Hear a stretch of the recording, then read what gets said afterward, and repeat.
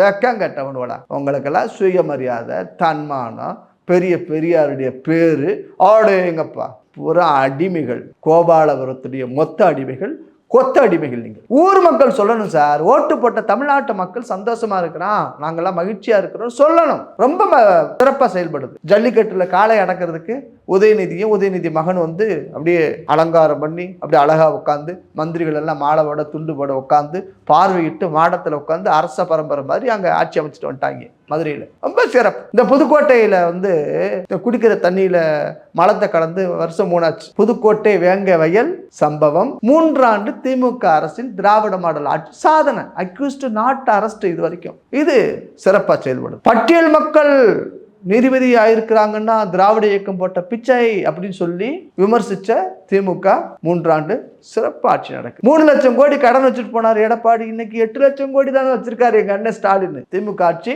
சிறப்பா செயல்படும், சிறப்பா செயல்படும். ஊரெல்லாம் உல்லாசம், எங்கெங்கோ சுத்துவோம், அந்த கார் ரேஸ் விடுவோம். ஆனா அங்க சென்னையில் தண்ணி வடியிருக்கு, வழி செய்ய மாட்டோம். சிறப்பா செயல்படுது திமுக ஆட்சி. மந்திரிகள் வீட்டுல போறா ரைடு, ஒண்ணும் இல்ல அப்படின்னு சொல்லி வெளியில பேசிக்கிறாங்க, டில்லிக்கு போறாங்க, சரண்டர் ஆகிறாங்க. திமுக ஆட்சி சிறப்பா செயல்படுது. நாள்தோறும் வெட்டிக்கிறோம், நாள்தோறும் செத்துக்கிறோம், நல்லா குடிக்கிறாங்க, போத உழவுது.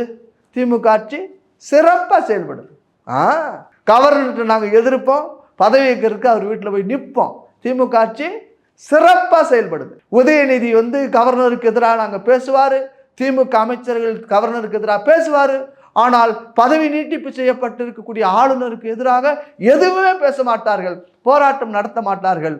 அங்க போனா அமைதியா இருப்போம். வெளியில வந்து ஆட்டுக்கு தாடி தேவையில்லை, நாட்டுக்கு கவர்னர் தேவையில்லைன்னு வீரவசனம் பேசக்கூடிய இம்சை அரசன் புலிகேசி 23ஆம் புலிகேசியுடைய வாரிசுகள் திமுக ஆட்சி சிறப்பா இருக்கு. வேற என்ன?